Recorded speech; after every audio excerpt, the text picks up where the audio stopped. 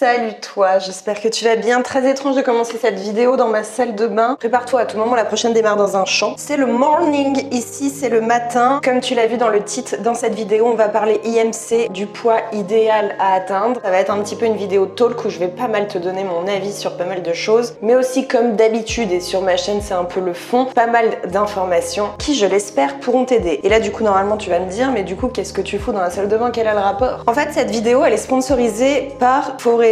J'ai déjà travaillé avec eux en décembre sur Instagram et donc je me suis dit autant démarrer directement finalement le sujet dans la salle de bain, comme ça on va faire ma petite routine ensemble et en même temps je te parle du sujet, de ce que j'ai à te dire. Au moins ce sera ludique pour toi et agréable à voir. Je vais donc faire le premier point de ma vidéo dans cette bathroom. Ensuite on ira s'installer de l'autre côté face cam. Et ce premier point du coup que je vais aborder avec toi, c'est le rôle du poids dans ta santé et pourquoi on fait un énorme amalgame entre un poids bas et une bonne santé avec un taux de masse graisseuse. J'ai reçu du coup les produits Foreo en fin novembre, début décembre comme je te l'ai dit. Je ne les ai pas rechargés depuis, je t'avais montré la démo d'ailleurs sur Instagram. Moi je les utilise environ tous les jours. Pour celui-ci, une fois tous les 3-4 jours ou même avant un shooting ou autre où j'ai vraiment besoin d'avoir un bon glow, une belle peau pour les tournages. Vous avez du coup le Luna qui est la brosse vraiment pour le coup. Si j'avais un produit coup de cœur à conseiller, ce serait vraiment celle-là. Vous avez le petit Beard et celui-ci que j'aime énormément parce qu'il chauffe. Il y a vraiment un contexte de détente, donc ça vraiment pour le coup quand je suis devant ma série et tout, je me fais ça sur le canapé, même pas forcément dans la salle de bain et j'adore, je suis fan. Je me fais 3-4 routines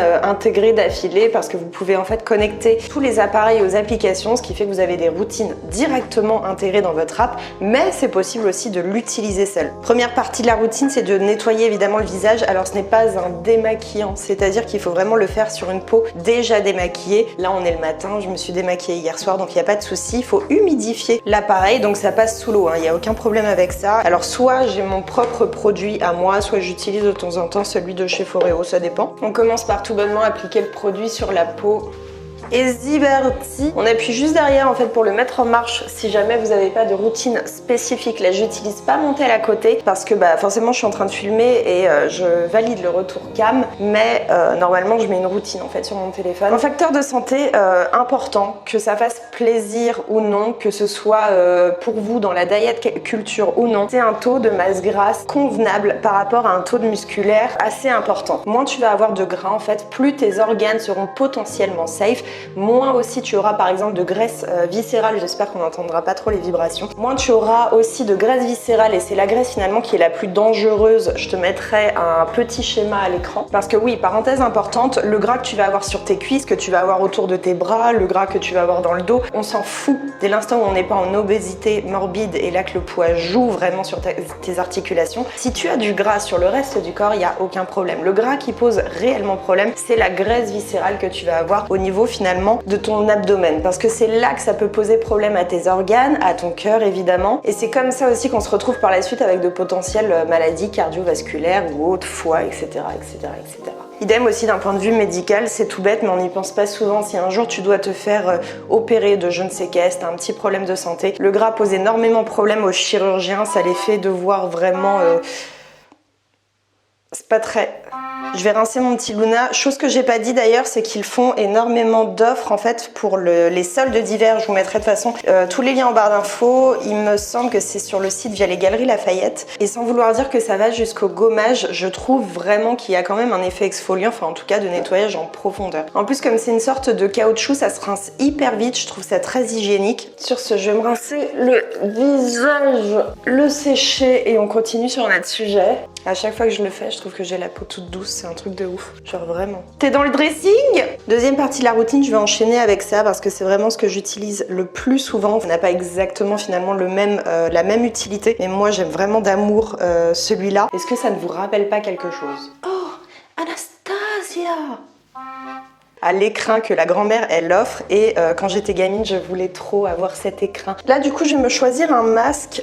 J'ai un shooting photo la semaine prochaine pour des surprises sur là. Vous allez voir en fait c'est des petits masques comme ça à l'unité, vous en avez plein selon vos besoins de peau, spécificité, il y a même des contours des yeux. Mais là celui-ci j'ai encore jamais tenté et je pense que je vais partir sur celui-là. Le bleu il est hydratant et celui-ci il est au collagène et j'ai la peau qui me tiraille de fou. Je reviens sur mon sujet du muscle. Pourquoi un taux de muscle important fait partie des facteurs de santé d'après la science. C'est parce que les muscles vont énormément protéger votre corps. On est vraiment sur un facteur de protection, de force aussi bien sûr, mais ça entoure vos articulations, ça protège et ça donne une longévité à tout ce qui est articulation, tendons, les os. Plus vous allez avoir de muscles qui englobent l'intérieur de votre corps, et ça c'est aussi une chose qui est prouvée, un bon taux musculaire vous permet de vivre plus longtemps. Parenthèse, je pense à un truc, on est d'accord que j'inclus pas tout ce qui est tabac, alcool, enfin voilà, l'homme a tendance à se bousiller un petit peu lui-même, à se rajouter des petites difficultés, et du coup c'est pourquoi ces deux facteurs, taux de masse grasse relativement faible, quand je dis faible, on n'est pas sur du bikini body, hein, loin de là, faible pour les moldus, et taux de muscle important fait partie d'un facteur de santé qui indique que oui ou non, t'es potentiellement en bonne santé. Juste je te montre correctement, du coup en fait à l'intérieur c'est très humide, t'as énormément de produits, donc faut pas hésiter à prendre vraiment tout ce qui est à disposition dans le petit truc. Et c'est un masque en fait, une sorte de masque avec énormément de sérum que tu vas avoir à poser, je vais te montrer ça, sur le petit écrin d'Anastasia. Faut juste que je le pose correctement. Si ça dégouline, t'inquiète pas, hein, on s'en fout complètement. T'as un endroit du masque qui est un petit peu plus long, comme l'appareil, donc faut le mettre voilà juste de façon parallèle. Il me manque un bout. Et t'as un petit clip juste pour fixer le tout en fait que tu vas mettre par-dessus. Si jamais il y a un petit peu de produit que le masque est vraiment ultra engorgé, je me le mets direct sur la peau, comme ça j'en perds pas. Ensuite c'est pareil comme les autres, tu as un petit bouton juste là, tu peux connecter à l'application si tu veux des routines particulières. Donc là j'ai appuyé, tu vois il se met en marche et je me dépêche parce que sinon il va s'éteindre avant que j'ai démarré. Donc finalement oui, le taux de masse graisseuse est important, le taux de muscle est important, le poids, et c'est là qu'entre en jeu synchro de ouf les gars. Donc là, vous ne le voyez pas bien sûr, mais c'est tout chaud sur le petit bidule, vous entendez? Non, ça c'est vraiment un truc de ouf. C'est vraiment un truc de ouf.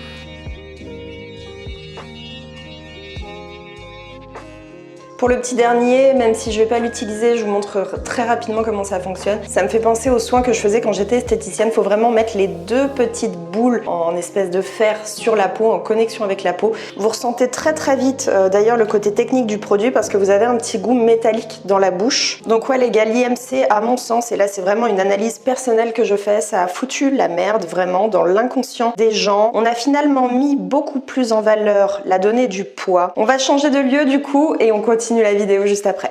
Un check bibi, c'est bon.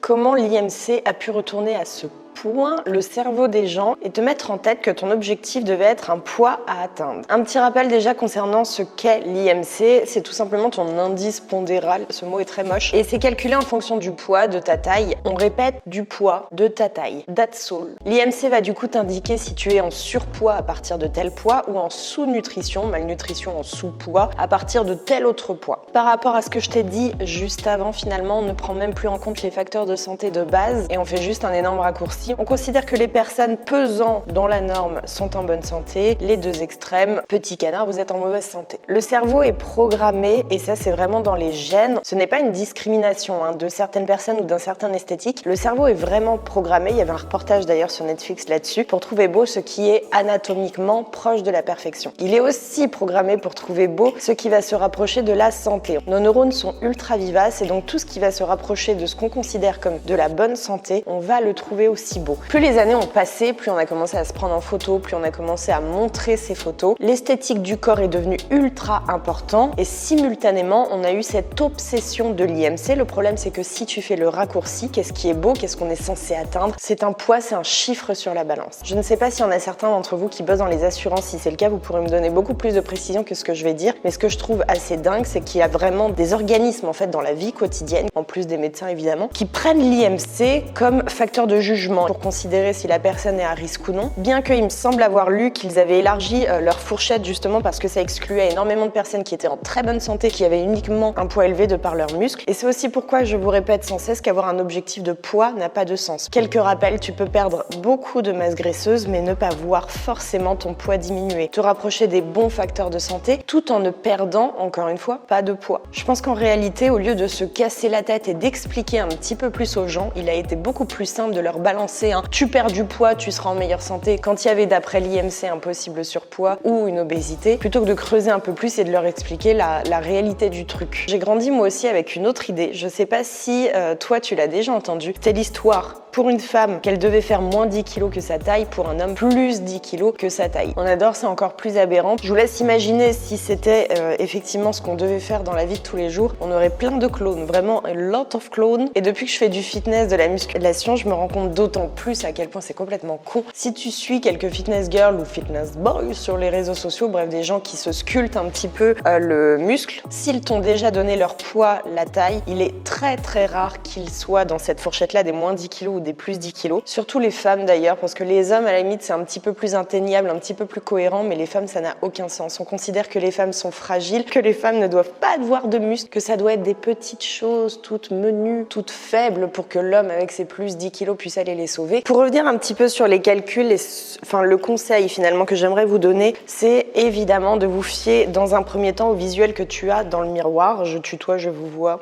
Comme je le dis toujours, le poids est à prendre en compte uniquement si tu comprends cette donnée. Si tu ne la mets pas dans un tout, si tu ne la comprends pas, il faut absolument la laisser de côté. C'est pour ça aussi que moi je ne parle jamais de perte de poids sur mes réseaux sociaux ou sur ma chaîne YouTube, ou alors vraiment très rarement. Je parle tout le temps de perte de gras ou de prise de muscle. J'ai déjà donné plein de fois mon propre témoignage par rapport à ce que j'ai vécu. J'ai fait ce qu'on peut appeler vulgairement une perte de poids parce que mon objectif était de perdre en kilos. C'est pas pour autant qu'une fois très mince, j'ai eu le rendu que je voulais. C'est pas non plus pour autant que j'étais en meilleure santé parce que mon taux de masse grasse était toujours assez haut par rapport à ma quantité de muscle, et le fait de perdre très vite et mal fait que j'ai aussi réduit mon taux de masse musculaire. Donc que ce soit d'un point de vue esthétique ou santé, je n'étais pas plus en bonne santé. Alors certes avec la minceur tu vas rentrer peut-être dans le 36 que tu voulais absolument atteindre, mais ce n'est absolument pas une garantie que tu vas avoir le rendu que tu voulais, c'est-à-dire en général c'est ce qu'on recherche justement, un corps qu'on appelle tonique, un petit peu tracé, avec un bon taux de masse musculaire et une faible quantité de masse graisseuse. Au niveau des balances et de tout ce qui se fait pour calculer la masse graisseuse, on est bien d'accord que cela reste approximatif, mais tout comme le poids finalement, parce que la plupart du temps, on se pèse à des moments de la journée différents, si on est plus ou moins hydraté, si on a plus ou moins d'eau dans les muscles aussi. En fonction des hormones, le poids varie également. Donc tout comme les données de masse graisseuse sur les balances, le poids peut aussi varier et peut aussi être très instable. C'est ça d'ailleurs aussi que vous oubliez très souvent quand vous vous pesez. Et j'ai reçu encore des DM, je crois que c'était avant-hier, où on me disait je comprends pas, je suis en perte de gras mais cette semaine j'ai repris tant. On s'en fout, vraiment, on s'en fout.